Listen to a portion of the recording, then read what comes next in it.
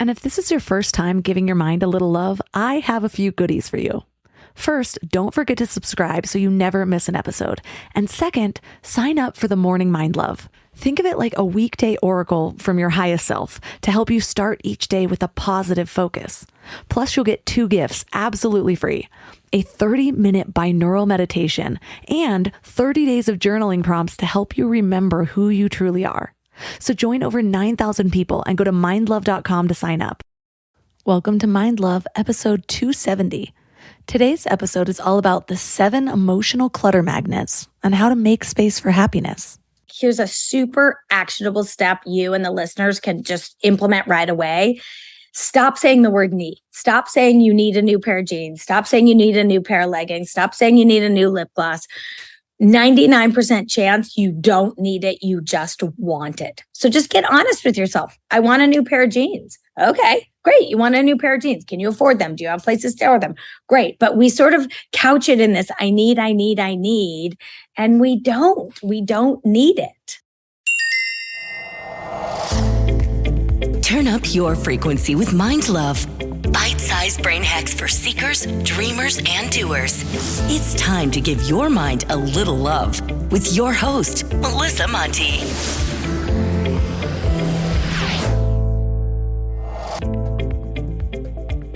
If this is your first time giving your mind a little love, don't forget to hit the subscribe button. Mind love is a habit, and the more you give your mind that love and intention, the better you'll feel about yourself and your life. Plus, it's really a win-win because more subscribers means Mind Love attracts even more amazing guests to bring you their wisdom. So don't forget to subscribe. Today, I am stoked to share this review from Lion G, who says, Melissa is a genius interviewer, taking our guests deeper into the core of their message and always bringing it to the practical level. She's truly in flow and in her zone, exploring topics that are highly diverse and yet coherent. How can we be a better human being? How can we serve humanity while we're serving our own evolution and growth? She's a gem. Don't miss this podcast. I teared up a little bit when I read this one, so thank you so much. I am often pretty good at deflecting compliments, but it does feel good to be in my element when I'm interviewing. I truly love it, and I'm glad that shines through. So thank you so much for writing this. This one had me glowing all week. Are you one of those people that has nothing on your floor, no clutter on your tables, a place for everything, and a perfectly styled home? Because if so, will you please come over and teach me? Just kidding, unless you're willing, because I am totally down. But really though, I feel like everyone on Instagram has a home that is just always ready for their next photo shoot. Although I'm also kind of convinced that they just keep a perfectly styled corner so that we don't have to see the real shit show behind the camera. But I know that that's not true because some of these people are my friends. I, on the other hand, have the table pile, things that have no place to go yet, a bag of things that I think I'm going to donate soon, and several packages from Amazon on the way that also have no homes. Okay, so I'm not that bad, but I can be pretty cluttery. I do have disorganized drawers of items that make no sense to be stored together, and every time I make the commitment to get really organized, I suddenly spiral down the illusion that I need more stuff. And the truth is, clutter affects mental health. It doesn't affect everyone the same way, but for the most part, it increases our stress levels. It makes it difficult to focus. It increases the chance that we procrastinate, and it can even negatively impact our relationships. And not just with the person that we live with. For example, maybe you don't invite friends over because your house isn't ready, which can lead to feelings of social isolation. But imagine what it would be like to walk into a home that feels inviting, or to start daydreaming about your next big goal and not have this interfering thought that, well, maybe I'll get to it after I finally organize these drawers, only to get overwhelmed and then not do anything at all. Or even on a superficial level, just being able to take that adorable photo of your kid without being embarrassed by the mess in the background. And yes, I know there are more important things, but those photo memories are sometimes too good to pass up. The problem is, the clutter can feel like a never-ending cycle because with the ease of Amazon and same-day delivery, right when we tidy up one thing, many of us already have another thing coming. So what can we do to finally stop attracting clutter and make space for happiness? Well, that's what we're talking about today. Our guest is Tracy McCubbin. While working for a major television director in Los Angeles, she discovered that she had this ability to see through any mess and clearly envision a clutter-free space. I wish I had that divine gift. She's also the author of Making Space Clutter-Free, the last book on decluttering that you'll ever need, and Make Space for Happiness. She's also a regular featured expert in the media, including the Washington Post, the Wall Street Journal, Goop, Home and Family, Real Simple, Mindbodygreen, basically all the important places. So 3 key things we will learn are the big marketing tricks that leave us feeling like we always need more, why our intentions to donate often fail, and the 7 emotional clutter magnets and how to work through them. When you're growing a business, most people think the hardest part is getting clients or making money. But I think it's finding people who actually care about the work as much as you do. And I've been there. I've posted a job, got 100 applications, and maybe 3 of them actually read the job description. And it's kind of soul crushing when you're trying to build something that actually matters. When it comes to hiring, Indeed is all you need. Stop struggling to get your job post seen by other job sites. Indeed's sponsored jobs help you stand out and hire fast. With sponsored jobs, your post jumps to the top of the page for your relevant candidates so that you can reach the people you want faster. And it makes a huge difference. According to Indeed data, sponsored jobs posted directly on Indeed have 45% more applications than non-sponsored jobs. One of the things I love about Indeed is that it just makes hiring so fast because you're reaching people who actually are looking for work, not just casually browsing. Plus, with Indeed sponsored jobs, there's no monthly subscriptions, no long-term contracts, and you only pay for results. And guess how fast it is? In the minute I've been talking to you, 23 hires were made on Indeed, according to Indeed data worldwide.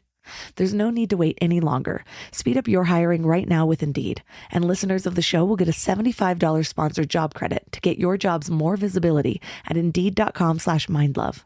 Just go to Indeed.com/mindlove right now and support the show by saying you heard about Indeed on this podcast. Indeed.com/mindlove. Terms and conditions apply. Hiring? Indeed is all you need. I used to be one of those people who had grand plans for a big healthy meal every Sunday night, and I'd make these elaborate meal plans, buy all the ingredients, and then Wednesday would roll around and I'd be staring at that wilted spinach, ordering takeout again. Shopping, planning, and cooking food really can be simple and stress-free, and that's why I love Hungry Root. Hungry Root takes stress out of mealtime by filling your cart with personalized picks and planning your week of meals, getting smarter with every order. With over 15,000 recipes to choose from each week, many ready in just 15 minutes or less, it's so perfect for those nights when you have no energy left. What I love most is their smart cart technology. It actually learns what I like and what I will actually cook. So no more buying ingredients for recipes that I'll never make. Everything that shows up, I actually use. They screen out over 200 additives, including high fructose corn syrup and artificial sweeteners, only high quality meat and seafood with no hormones or antibiotics, and they carry brands like Vital Farms and Ithaca Hummus that I already trust. The time I've gotten back has been incredible. Instead of spending Sunday meal planning, I'm doing things that actually matter to me. Take advantage of this exclusive offer. For a limited time, get 40% off your first box, plus get a free item in every box for life. Go to hungryroot.com/mindlove and use code MINDLOVE. That's hungryroot.com/mindlove, code MINDLOVE, to get 40% off your first box and a free item of your choice for life. hungryroot.com/mindlove, code MINDLOVE. Say what you want about AI, but it's here. And it's helping businesses get more done in a day. Wix's website builder is infused with AI so you can stay ahead. Create a beautiful, functional website just by describing your idea. Track how your site appears in AI search results. Create custom images on demand, or launch an entire campaign in a matter of minutes. Wix gives you AI wherever you need it. Try it out for yourself at Wix.com.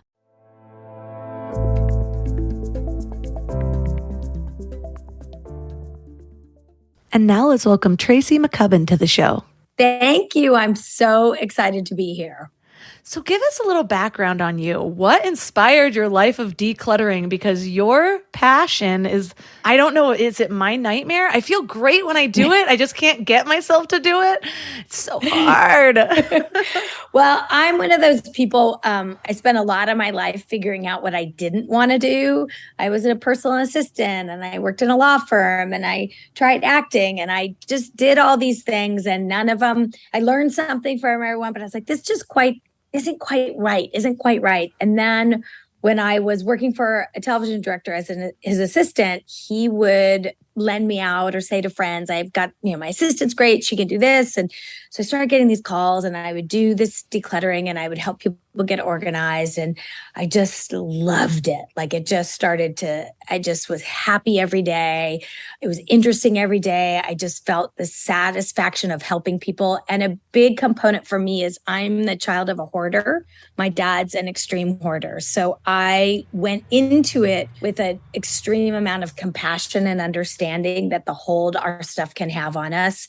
And I think it gave me a point of view. For me, it was never about making somebody's house perfect and looking like Pinterest and totally decluttered. It was about making their homes work and support them. And so I think that just having that like different point of view, it just took off. So I made a little website and I got a little flip phone. And 15 years ago, the business started. And now I have 11 employees and we're booked like 6 weeks out. And it's amazing. It's amazing. I love what I do. That's awesome. And actually, you're fairly local. I might be able to get you to come here one day. So give us a little history of clutter because I'm fascinated by this. I didn't even know there was a history of clutter until you introduced me to it. So where you mentioned how we got really far from the concept of need. How did that happen? I think it was a combination of a couple things. I think the first thing is at our base, we're still hunters and gatherers, right? That's biologically how we were designed to go out and find a pear tree full of pears or, catch an animal and skin it. And our brain, when we did these things, our brain would reward us with dopamine to keep us looking for it. And we're like, oh, this is great. So we were tribal and that was happening. And then as the Industrial Revolution happened, and especially a really big change when I look back historically is when manufacturing moved overseas and when things got really, really cheap. So what happens is when we shop now, our brain still rewards us as if we'd killed a woolly mammoth. Our brain's like, that's amazing. You went to Target and found Christmas decorations. So we haven't readjusted. Stuff is so easy to buy. It's so cheap to buy. Now, you don't even have to put pants on anymore. Now you just order off the couch and we haven't righted ourselves. So we're still thinking that all this stuff is important and we've got to have it. And we don't. And people are drowning, Melissa. People are drowning in stuff. I see it every day. I have 11 people who work for me. We are booked 6 weeks out. People have too much stuff and it's not making them happier. I have so much to say about that. I am not even wearing pants right now. I am hunting and gathering on Amazon daily, and it feels so good. But you're right. Like for me, I have a couple friends who are very organized and neat, including my mother. And the key is they have a spot for all their stuff. And I don't have a spot for all my stuff. Amazon stuff comes in. I was like, I'll figure that out later. So I have a corner of my new stuff. But yeah. And then I'm looking in my closets and I'm like, well, I have to reorganize this completely. The other decluttering things I've read, like The Art of Tidying Up and how you have to take everything out in order to then put it away. And I tried that one time with just like one drawer and it was so overwhelming that then I'm like, I guess I'm just never going to be this kind of organized. And I'm having kids with more stuff. All the things. I think the thing to remember, the really important thing about that is that there is not one set way to be for everybody. Like this, I think a lot of the organizers out there, especially on social media, are sort of presenting it needs to look one way and your pantry needs to be labeled and your jars always need to face the same direction.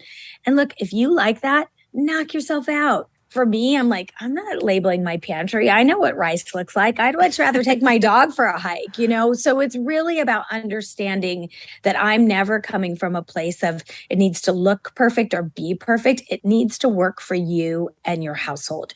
Your house is a tool. The bottom, it's a tool. You need to rest inside of it. You need to replenish inside of it. And if you're fighting against the stuff all the time, your house isn't working anymore. So I just want people to take that first, like, oh, I should be perfect, or my friend's house looks so neat and tidy. Maybe you don't want it that way. That's okay. But if you feel like you spend more time managing your stuff, I always say to people, like, if you feel like your stuff owns you and you don't own your stuff, that's when it becomes a problem. Yeah, there's this one account I just started following, and it seems like she's going to launch something or something like that. I don't know what it is, but everything keeps being follow to see. But I am inspired by she just keeps talking about how her new minimalist lifestyle makes things so easy to put away. And so she'll post these videos and I'm like, yeah, there's 5 toys on the ground. You only need to put 5 in a basket. That's amazing. I'm not sure I'm ever going to get there. I've given up my hope on minimalism. I don't think I like minimalism. So you do bring up a really good point. Like, we see these things and it does seem aspirational, and I might weigh it against my discomfort in my current situation. It's like, yes, that looks like a way out, but is it my way out? Because there's a lot of ways out, and I don't think it is. I've always liked stuff. I've always liked gadgets. If there's a new way to peel an avocado using one tool that I only use for avocados, I'm going to have that tool. So I've always been like that. But I want to hit on some of the other things that tend to get us, because we're living in the world of subscription boxes. I had a bunch of subscription boxes for a while, and I realized, as much as I liked getting these in and feeling, oh, it's the fall box and it's cozy and I've got new slippers, I don't like these as much as the slippers I already own. But like, now they're here and they're cute and they go with the blanket that I also don't really like. Tell me about why subscription boxes are lame.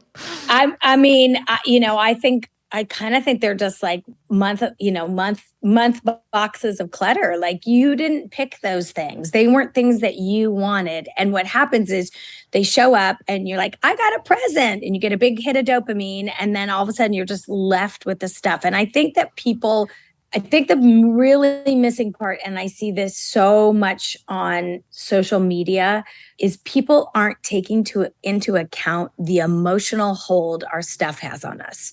It's like, we'll just declutter or just get it organized, without understanding that we're coming into it with a story about, I've always been messy. I'm a messy person, or our emotional attachment, or if I buy everything with labels on it, I'm going to be a better person, or I'm going to feel better about myself. That we imbue the stuff that has no meaning with all the meaning in the world. And so what I'm saying, first of all, I'm not saying don't shop. I like pretty things. I collect vintage Gucci purses. They make me incredibly happy. I work very hard. I love them. I'm not saying that. I am also not a minimalist, but what I'm saying is realize that thing isn't going to fix what's inside of you. The thing is the sprinkles on the icing on the cake. It's not going to fix anything. And we have been sold this bill of goods that you're just one eye cream away from never aging again. You know, just take these vitamins and all your belly fat will go away. We're just being marketed to so much, and we've kind of lost all of our media literacy. And I do agree with you. I have seen that with content creators in this space where you feel them teeing you up. You're like, oh, you're going to drop a product. I can see it. I feel it coming. You're going to tell me to buy a thing to put my things in to keep my things organized. And I'm going way back to the beginning. Like, bins come in handy, but do you need to shop all that to get where you want to be?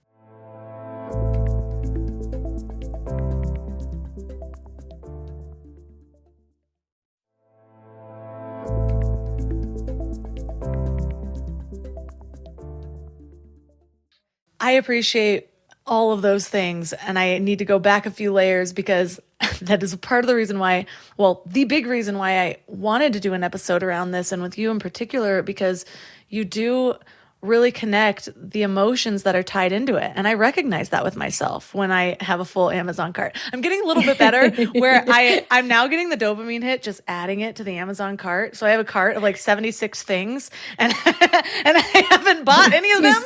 It's how I just kind of shove it away. And if I'm going to buy something, I buy it now. So that way I don't have to look at the cart and all of the other things. But Melissa, here's a really interesting, I just want to here's a super actionable step you and the listeners can just implement right away. Stop saying the word need. Stop saying you need a new pair of jeans. Stop saying you need a new pair of leggings. Stop saying you need a new lip gloss. 99% chance you don't need it. You just want it. So just get honest with yourself. I want a new pair of jeans. Okay, great. You want a new pair of jeans. Can you afford them? Do you have places to store them? Great. But we sort of couch it in this, I need. And we don't need it. Such a good point. And it changes the energy around it too, because the moment that I'm sitting here saying, God, I just really need okay, this is happening now because I'm pregnant. My belly's getting huge and I feel like I need pregnancy clothes. And on one hand, yes, there was a time that I did. I was pregnant last time. I got clothes. I didn't have very many of them. It lasted me through and now I don't really like some of those and I feel like I need them, but I could survive without them. But the moment that I say, I need new maternity pants, I need new maternity clothes, I automatically feel like I'm in the energy of lack. I feel like I'm in this energy where I don't know if I should, blah, blah, blah. Suddenly it's this push-pull, but I don't feel good about myself. And that's really the point of it. But and you give your power to the thing. You hand your I need that. So I'm going to put myself in financial distress to buy it. I'm going to sneak around behind my, if you're in a partnership and you have a commingle your money, I'm not going to tell my partner, you're all of a sudden not being accountable or being truthful. And I'm just saying, look, you may very well want new pregnancy pants. Great. It's hard being pregnant. You may want that. That is okay. But to just say, I need it, for me, what I see with people is that it takes the onus off of them. It's like, well, this just happened. I needed it, so I had to buy it. People always say I don't know how my house got so cluttered. And I'm like, well, you brought everything in it. You brought it. So let's start there, which I think is a place of power. I think that's it just didn't happen to me. I participated and I can change my behavior around this. I feel attacked in a good way. Not attacked, hugged. Yeah, like a really aggressive hug. And I'm also thinking and they're deceiving their spouses just to make both of us feel better. A lot of times when I order things, I'll have it sent to my baby's name. So if it's a package for Bravery, I don't know what's in it, but I'm taking it into my room. But I don't know how that kid figured out how to shop on Amazon. Wow, that's amazing. He knows a lot. He knows a lot of buttons. So, okay, so buying does not make us happy. Subscription boxes create clutter because we didn't choose them. The other thing I want to touch on before we get into all of these emotional things that kind of wrap us up is you talk about the donation myth. And that one's so true to me also, where I'm just like, well, I'll just donate all the other things. In my mind, it's not necessarily I'll just donate this if I buy it and don't like it. It's that suddenly this purchase feels like, oh, this is the holy grail of the pants that I want, which means I can get rid of the 8 pants that I've felt are mediocre over the years and I'll donate them and I'll feel good. But then I go to do it and I hold them up and I'm like, yeah, but this one is a little different for this. And it just doesn't happen. Why?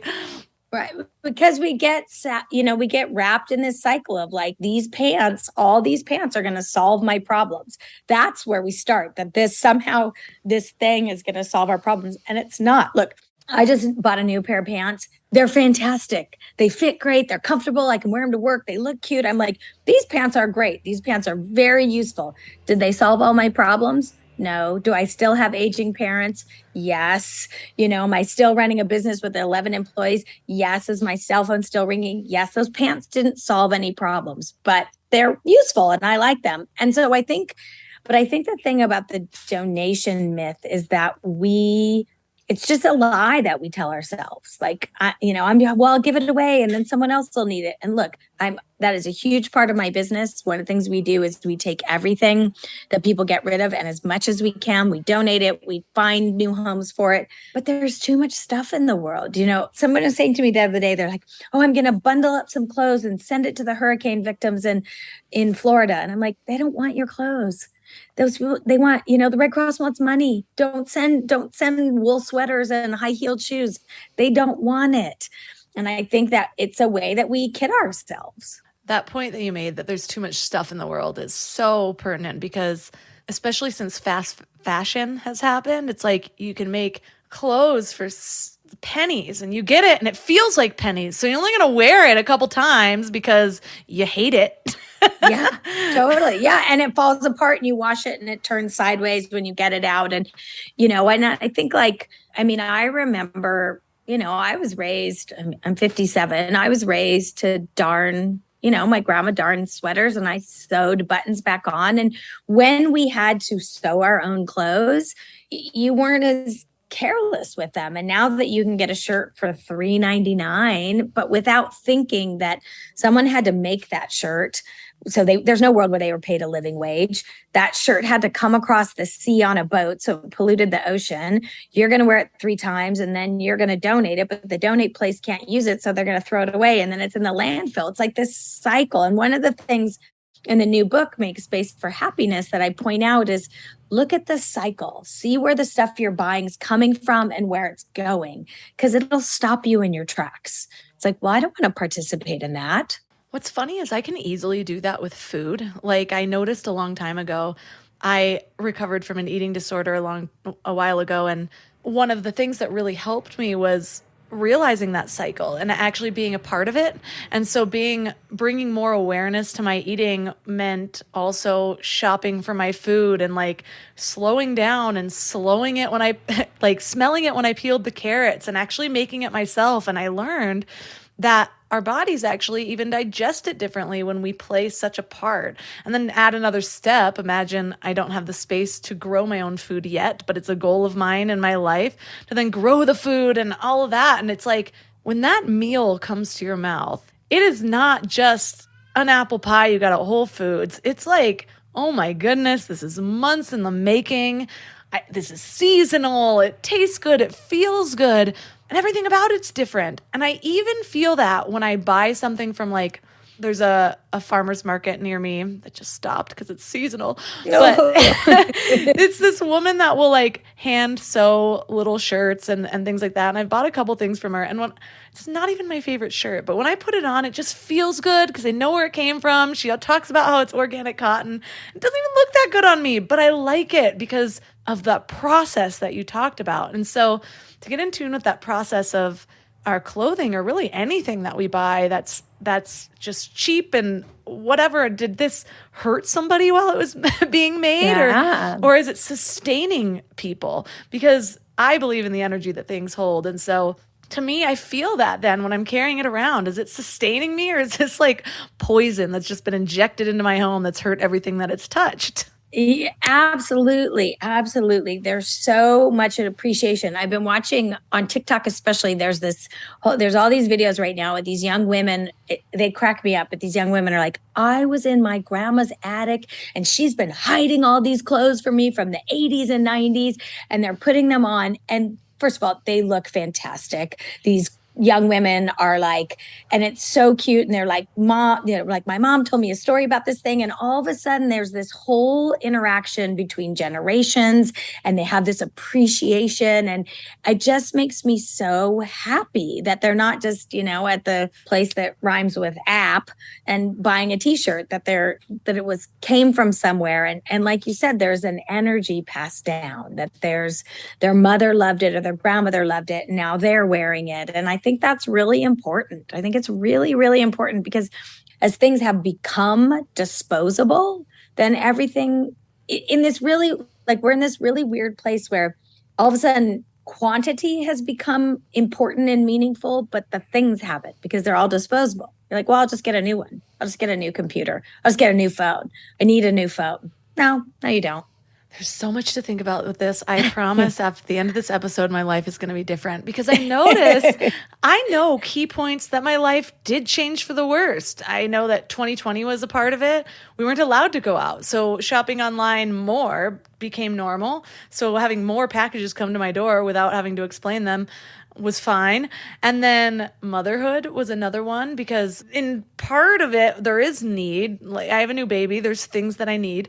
But then I'm wrapping that need word up with all of these things that I just kind of want. I literally have 8 baby carriers because I couldn't decide which one I liked better. And so, yeah, I have all the styles. I'm really excited for this new baby to come try them out. But guess what I have on a list is this one other baby carrier that I've never tried. And I'm going to convince myself by the end of this that I do not need this. And so what are some of these emotional things? Because you can see these key points in my life. I'm sure with other people, it probably comes with job loss, maybe even raises because they feel like they could have more, or a lot of times there's a change in life and then there's a change in our spending or there's a change in our habits. So what are these emotional clutter magnets that you tell us that basically are the catalyst for so many of these things? So it's great. The way that I see it, so I've been a professional declutterer for 15 years. I have over 40,000 hours of decluttering under my belt. So I've seen it. I've seen all the tricks. I've seen all this. I've heard all the stories. I've seen it. And I started to see really this came into clarity during the pandemic. I just saw people, like you said, shopping. Like, I was like, what is happening, people? You know, what is happening? And what I realized is the way that it plays out for me is that if I imagine we're a whole person and then we all have these little pieces of ourselves missing. So maybe it's self-respect. Maybe it's that big love we've been looking for. Maybe it's our sense of real purpose. And so instead of trying to figure out what that is, we're trying to shop to fill it. So I call them clutter magnets. Like they're these little openings inside of us that we're trying to fill with stuff. I mean, look, self-confidence, that's a perfect one. That's a clutter magnet. And when I see that one in operation, it's like I go into the bathroom and there's like a countertop of oceans of potions and lotions. And, this is the eye cream and this is the neck cream and this is this cream and the butt cream and the thigh cream. And it's like, it's all just a cream. It's all just a cream. So we're trying to buy those things. We're trying to buy something to fill them up. And I think really what happened, Melissa, in the pandemic too, is that we had one of the most important things taken away from us. We had connection taken away from us. Like that was just off the table. You maybe had a pod, maybe, and we felt it. We're pack animals. We want to be with our tribe, and we didn't get to sit across. I remember one time at the height of the pandemic, like having a terrible day and going and sitting in my car, FaceTiming with my best friend. Like, before that, I would have said, "Oh, you want to meet me here? We'll grab a glass of wine, cup of coffee." I was like sitting in my car on FaceTime, like, she was there for me, but it's not the same. It's not the same. And so I think when our true connection fell apart, we just went hog wild.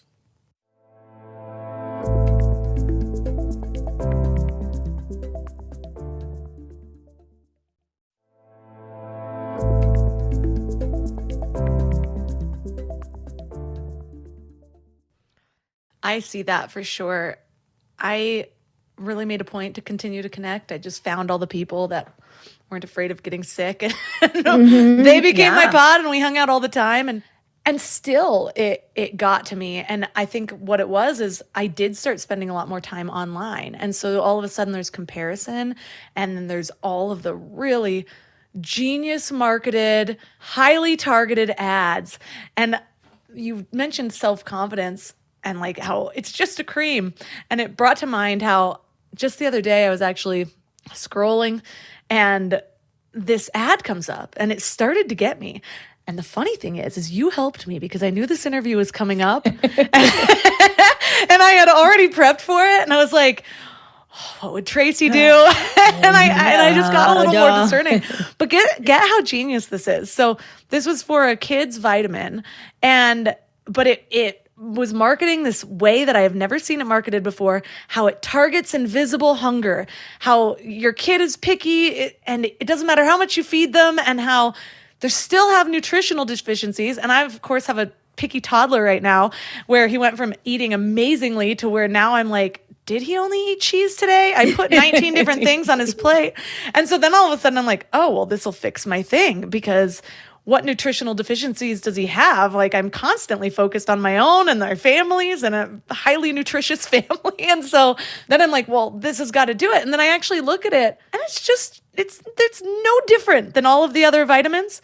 Not only that, it's a gummy vitamin. And I don't know if people know about gummy vitamins, but they're not very bioavailable. Like, you're really not getting. By the way, they're just gummy candy. They're literally gummy candy. And like, that's that.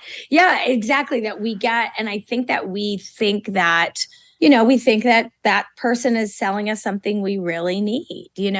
Look, I live in Los Angeles. I have a lot of celebrity clients. I see those women that, were supermodels in the 80s and now are in their 60s. Do they look great? Yeah, they look great. They still look like they're in their 60s because there is no such thing as anti-aging. Anti-aging doesn't happen. You age. We all age. Like, it happens, but we're being sold constantly. If you just do this and if you just do that, and, you look at the difference. I mean, I'll just call it out here. You look at the difference between like a Sharon Stone, right? On social media, a lot of times without makeup, she looks phenomenal. She looks great. She's, I think, 62, something like that. She looks great. Versus a Madonna who's filtered and puffed up and like, just, you're like, oh my God, what's happening? What's happening? And, she's not acknowledging the life that she's lived and everything she's seen, because we're so focused on what she's done to her face that we're not even seeing her as an artist anymore. Yeah, we try to fix things that don't need fixing. I wonder too, I noticed a while ago, but I know this also doesn't always apply. There was a time where it seemed like all of my friends that had a good amount of wealth had less of the problems of clutter. It was like that middle class and lower class that really hoarded more. And I look at it as, my husband and I talked about it because his parents can be like that. His dad was like that. So it's kind of filtered over. They're not horrible, but they keep a lot of stuff and they have a lot of space in order to keep stuff, a barn and blah, blah, blah. And so his dad, though, grew up in poverty. And so his mindset, and he recognizes this, is that I have to keep this thing because what if I need it and I won't be able to replace it? And so it'll be like a weed vape cartridge where he's like, I'm keeping that. It's like, it's empty. There's nothing in it. What are you going to do with this? Store ants? It's weird. Yeah. I think also I see this a lot, which is always very fascinating to me, is, first generation, like children of immigrants, right? Their parents came and worked so hard to get here and, are doing all these amazing things. And you're like, you can let go of the yogurt containers. I promise you, like, more yogurt containers will come. So I think that's another thing, is that people need to understand where they came from, what narrative their families told them. I had two grandparents who grew up in the Depression. So that definitely informed a lot. Do not try and throw a rubber band away around my house. I'm like, we might need that rubber band. What? But I think you have to look at that. What was your family's story? What's your family's narrative around money? What's your family's narrative around security? Because it all plays into the stuff, the buying of the stuff, the keeping of the stuff, the needing of the stuff. It's all interwoven, and we're sort of, it's probably the last 10 years that people have really started to talk about the decluttering and being organized. And then it all of a sudden just went to like, it needs to be rainbow and color coded. And, we're missing the soul part of it. That's so true, because then it just becomes another thing that you need. I need to perfect this decluttering thing. I need more labels. I need more containers. I did that once. By the way, if you don't have a plan for your decluttering yet, do not go to Target or the container store. You will come back with all sorts of containers that fit nowhere. I actually have a stack of containers in my closet. I sound worse than I probably am. If you come to my house, it's cute. Yeah, there's the closet that we don't go in, and there's and I have too much stuff in my hallway right now. But like, I do try to keep things sort of surface level clean, and then I'll redo a drawer every now and then. But the thing that's missing is the thing that's missing. It's really getting in touch with that. Like, what is it that's driving that? And I know that that's why I'll deep clean, declutter, and then be great and not make any purchases for like 3 weeks. And then all of a sudden I'm like, well, I mean, I just need this amount of things. Let me just do a binge purchase and then I'll be good and I won't need to do this anymore. But then it happens again in a few more weeks. Because it's not truly fulfilling. It's momentarily. I mean, we've all done this when we have an event to go to or a wedding and you're going to see a bunch of people, a high school reunion. You're like, I just have to find the perfect dress. If I find the perfect dress, instead it's like, oh, I'm seeing my peers. I'm seeing family members. I'm going to be judged. I'm not feeling good about where I am in my life. It's just, we've got to start making the connection. And because I think that the first step in real change is understanding. Oh, this is why I do this. Instead of, you can't just tell someone to stop a behavior. It just doesn't work. Like, just don't do that anymore. It's like, okay. You have to understand where that behavior comes from and what you're trying to get out of it.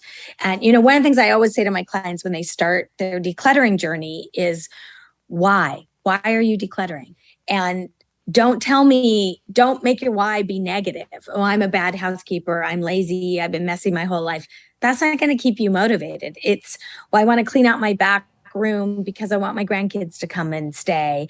I want to get rid of the outside storage unit and save $300 a month. Like, if you can really settle on a positive, motivating why, it's going to carry you through. Beating yourself up never got you anywhere. Beating myself up leads to another spiral where I will then do another thing for the dopamine. Yep. So we have a couple of great things to work with here, and really figuring out what our money story or what our buying story is. Like, what were we told about this from our family? What has been our history with it? And then, why is it important to declutter? I like to use that 7 layers deep why, if you can do it, because so often, it's like, oh, I want to clean home. But why do you want to clean home? Oh, so I'm not embarrassed when people come over. Oh, why do you not want to be embarrassed when people come over? Oh, so I can feel this. And you just keep going deeper until all of a sudden it's like, I just want to feel free and supported and not overwhelmed. And so once we do that, though, one of the things that really becomes apparent, because what I used to do is, especially with eating disorder stuff, I just feel like all of these things tie so closely in, because it's never about the disorder. It's never about the repetitive action. It's what's underneath that. And one of the things that really helped me, and it's one of the problems I have with some of the movement around food these days, is it's just like, I was in a Facebook group and somebody asked about nutrition for something. I responded and I got attacked by all these women. All food is equal. No food is unhealthy. And I'm like, there's no reality where I believe that. And I see where it's coming from, because they're like, by the way, I ate Swedish fish for lunch and I have a headache right now. So I can tell you, not all food is equal. Right. And I get it, because what they're trying to remedy is that there are people living by means where they can only afford a certain amount of food or a certain kind of food, and they don't need to feel bad about that. My problem with that is that it takes the blame off of the system that's creating that, and it puts the blame off of the people trying to share knowledge. And it just infuriates me. Well, and also what that does, but that is so similar to fast fashion. It's like, first of all, we need to write the system so that all people can afford healthy food, and healthy food is available to everyone, no matter where they live. But if you continue that story of like, well, all food is healthy, you can't do that. It's like, then those people who are in that situation aren't going to strive to, how do I change my community so we have access to it? There's this amazing guy out of South Central LA named Ron Finley, and he's called the Gorilla Gardener. And his whole thing is he takes empty lots and he plants fruit trees and vegetables, and he said, growing your own food is printing money. He's amazing. And so he's a great example of that, right? Like, he's not saying, oh, all food is equal and you should go eat at Jack in the Box because it's all you can afford. It's like, no, we need to make this food that's healthy available to everyone. Yes, exactly. And so one of the things that was helpful for me that goes against this new like food is equal movement was actually understanding how different foods, whether it's the marketing or the actual ingredients, affect my mind, manipulate me. And so that included, all the stupid, natural, healthy, natural flavors, ingredients stuff, but also the idea that certain foods are created to be addictive. And the reason I bring that up is you talk about something that happens in the buying model, in the marketing model called recidivism. Tell us about that and how it affects us. It's set up planned obsolescence, right? Recidivism is set up so that we go back and we buy more. So we're now in this whole thing with technology. My grandma had the same typewriter my whole life. In fact, I have it. Like this idea of we need a new computer all the time, right? It just gets us going back and buying because we've upgraded and we've made it better and we've made it. But oftentimes with new technology, you're like, it's just a lateral move. It's not better. But we've gotten sucked into, we've got to go back and buy some more. And it gets us in this cycle of we want to buy, we want to feel better, we don't feel better, we want the newest thing. And then we just find ourselves in this, it's a cycle. And it really, it ties into how we are with money. So many people come to me when they're dealing with clutter that are also dealing with financial issues, that they're buying things they can't afford, that they have no sense of what they're spending. They have clothes in their closet with tags on them that they've never worn. And so then what that does to them is like, oh, I can't get rid of it because I haven't worn it and I paid a lot of money for it. But it's like, but you paid a lot of money and you're not using it. So it might as well be back at the store, that they're just not completing the circle and understanding the buying cycle and how we get back there. Gosh, I've done this interview today and one on knowing when to quit by a former poker player, and the same exact things coming up where, you like feel invested in it. So you don't want to quit it or you don't want to get rid of it, but you don't realize that it's just like holding your own energy there. Like when I open the closet and I see those items that I know I need to get rid of, I immediately feel weighted down. Like, I'm still not doing this. And it's not about that item. It's about me. It's like, it's highlighting my problem. It's highlighting that I'm still not doing this, that I'm still not using it, that I still haven't made time to donate or to organize or whatever it is. And so it's so much more than just that 1 inch of space it takes in my closet.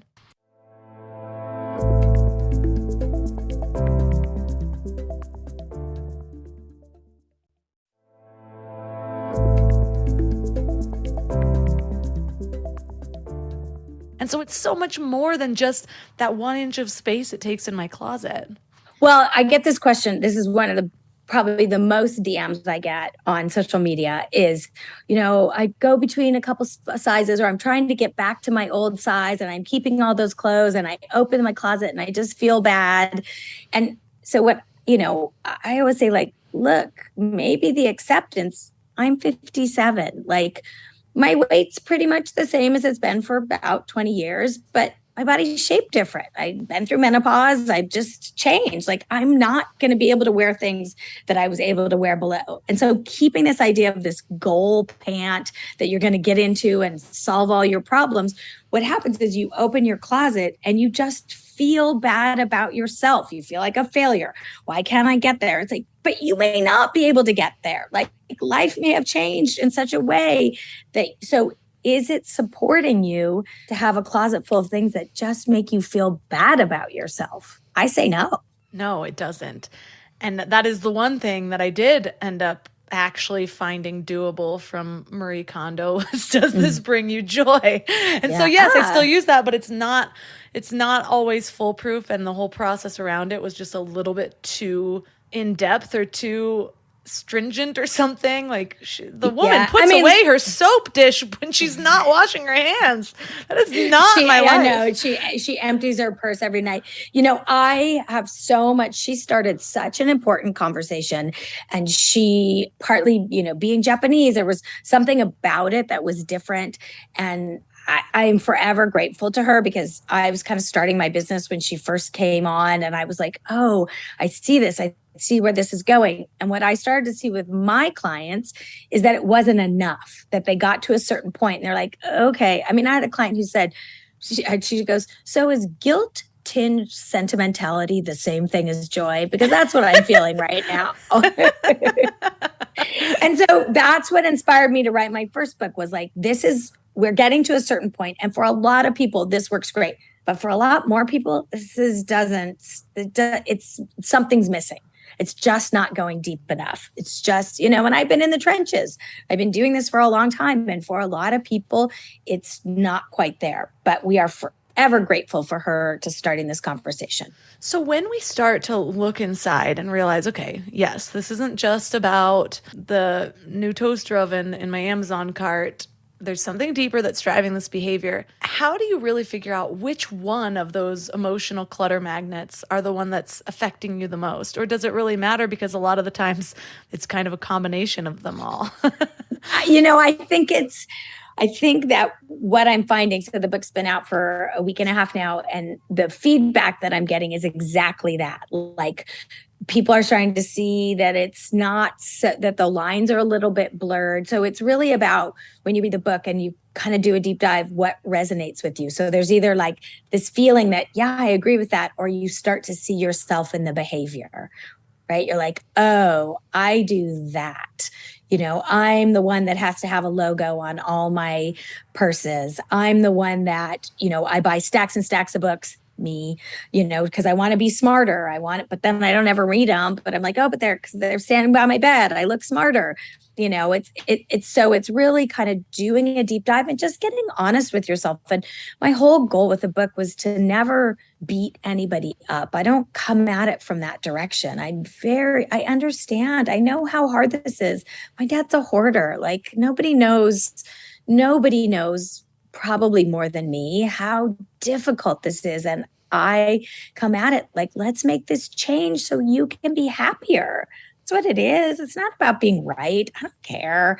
I want you to be happier. I want you to feel good when you get dressed in the morning. I mean, the amount of phone calls I get from people who are like, I cry every morning when I get dressed.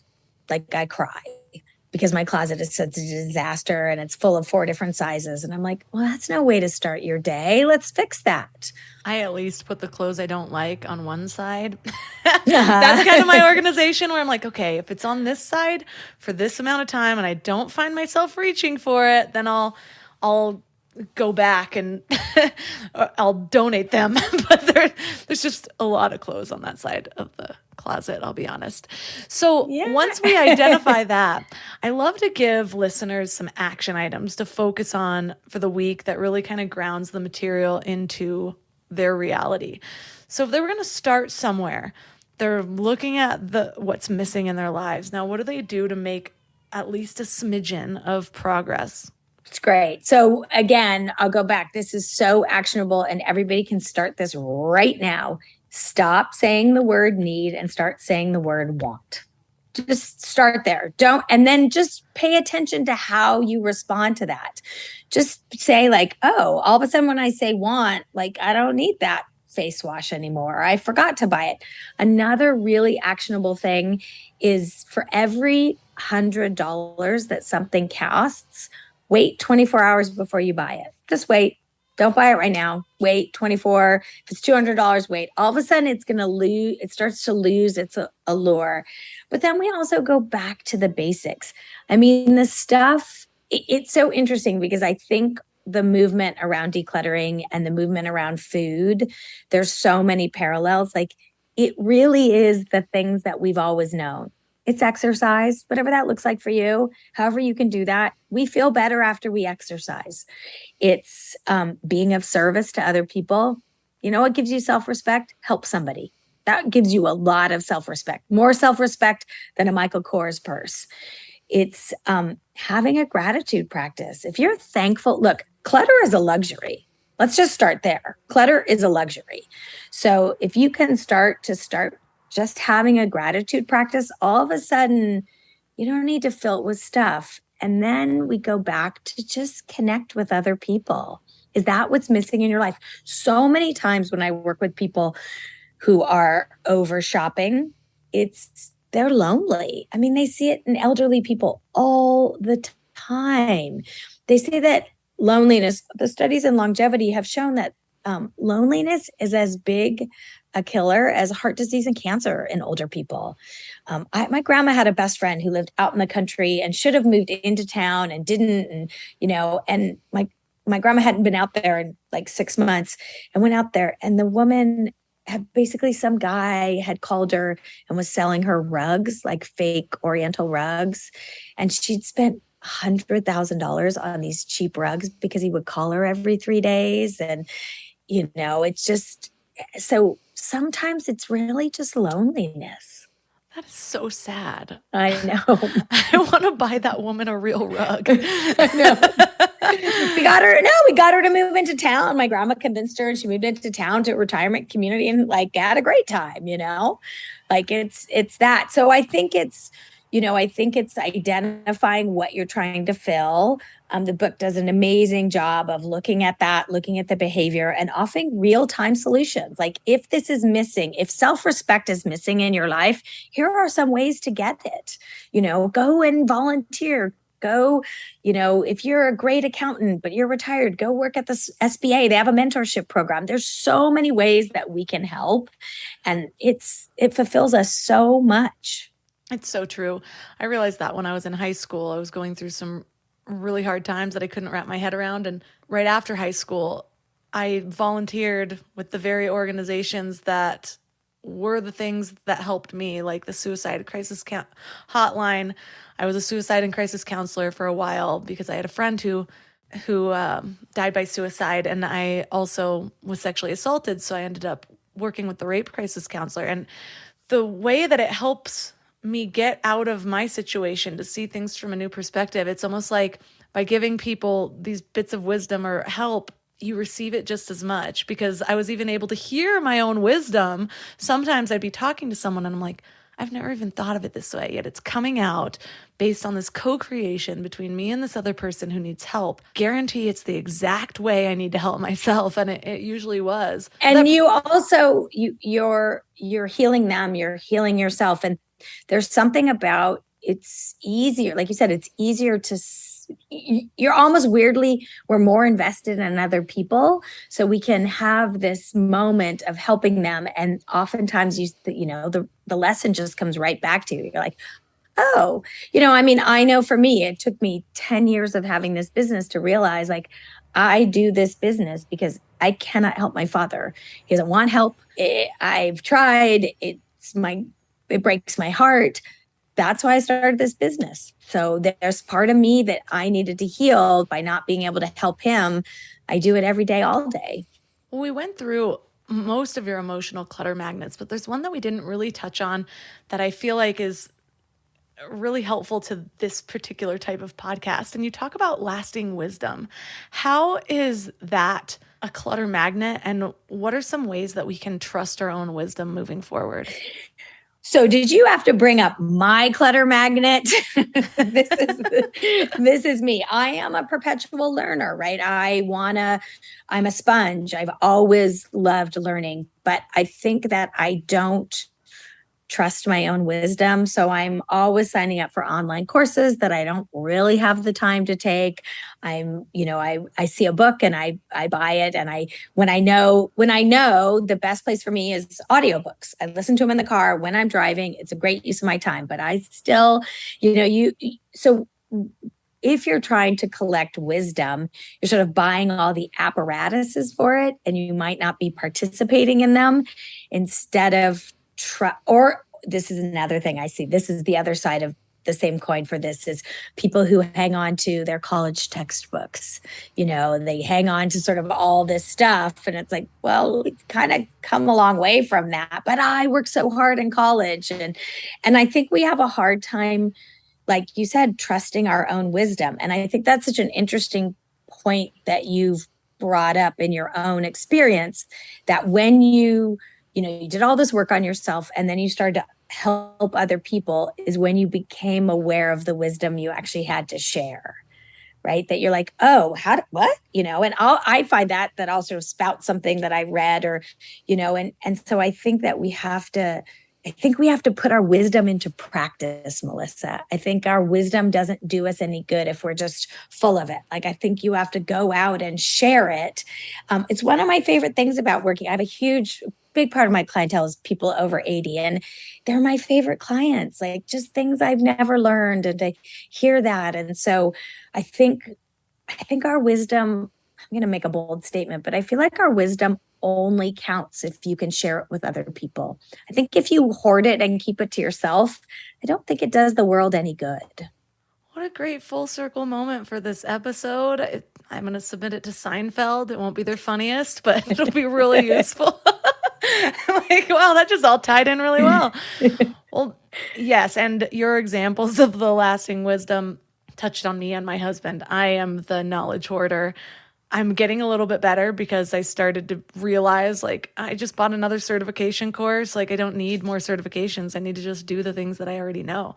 And then my husband is like, he still has his art case from college and saves all his old projects. I'm like, no one's going to want this. He's like, yeah, when Brave's older, then we'll show him. And I'm like, no, I don't know if he's going to want to skim through these things. Like, the internet exists now. You know that, right? And also the thing, people, especially with art projects, like, for a lot of people, it's the doing, right? It's the doing. I had this client whose dad made birdhouses and made a lot of birdhouses. And she was like, I can't get rid of it. He passed and I can't get rid of a single one. He put all his time into it. And I'm like, but that was his pastime. Like, he enjoyed that. It's not your responsibility to be beholden to his pastime. Like, give him to the neighbors, like, give him to the birds, like, take it to the park, and we just get so hung up in that, we've got to keep this because this person invested all this time. But part of the time, and this is very interesting to you with a 19-month-old, you're going to see this in kids' artwork. Kids, some kids will grow on to be great artists, but most kids' artwork is part of their development. Right? That's how they learn hand-eye coordination, how they learn imagination. So the artwork, it's not that the artwork itself is precious, it's that the process for the kid is precious. Yes, I'm all about that. I have, with as much things as I like to bring in, I am so good at like just getting rid of things. I don't have a lot of sentimental value to things at all. My husband's the opposite. So this will be a great episode for us to listen to together and determine a course of action. So thank you so much for all of the lasting wisdom that you brought to us. And so for listeners that want to learn more, want to get more specific about what their clutter magnets are, how to resolve them, where's the best place for them to connect and find your newest book? Amazing. So my basic platform is Instagram. I do these 5-minute decluttering challenges that people absolutely love. I'm at Tracy_McCubbin. Come join me over there. It's just such a positive, amazing group of people. And then the new book is called Make Space for Happiness, and it's available everywhere you buy books. It's also audio if you don't want to buy a book. It's available on Kindle. It's in all the libraries. So it's easy to find and not add more clutter to your life.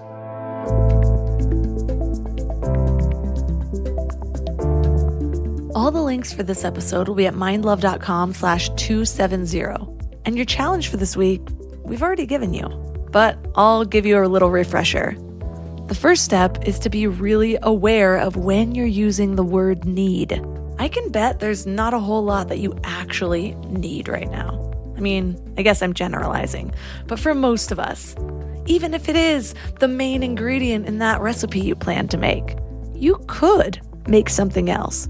You probably have pasta. And I'm not saying you shouldn't make the recipe. It's just about whether you want it or you actually need it. And this kind of wraps up into the whole step of becoming really aware of what you actually feel. When you're about to click purchase, what is it that you're feeling? Is it lack? Is it unworthiness? Is it boredom? What is it really? And I know our minds will come to a conclusion, and usually it's to justify what we're doing. But can you go layers deeper? Why am I feeling this? What's underneath that? What's underneath that? What's underneath that? And sometimes just that very act of creating the space before you impulse purchase is enough to ease up on what you're about to do. And I get it. I'm not that great at it, but it's something that I am determined to become good at, especially to model for my children. I do not want to just be one of those people that has a ton of crap that they don't need in their homes, which just creates chaos and a cluttered lifestyle and disorganization, and all of that passes on to my kids. So let's do it together and let me know how it goes. I need accountability too. Reach out to me on Instagram at MindLoveMelissa. If you'd like to support Mind Love, you can leave a 5-star review on Apple Podcasts or Spotify. I love getting those, and I read a lot of them on this show, so you can have your little minute of fame here. You can also join Mind Love Premium. It's my special community. I have some changes coming this next year that I'm excited about, and you get a whole backlog of over 50 exclusive episodes just for premium members, soon to be 100. You also get early release episodes, an ad-free listening experience, and bonus meditations. So that's at mindlove.com/premium. And finally, you can support any of my sponsors by going to mindlove.com/sponsors. I have a little blurb about why I love each one. I do heavily vet all of these companies, and I only promote companies and brands that I actually really, really love. So check them out at mindlove.com/sponsors. And that's all for today. So thanks for giving your mind a little love today, and I'll see you next week. Thanks for tuning into Your Higher Frequency with Mind Love. Head to mindlove.com for a free gift to keep your vibes up until next week.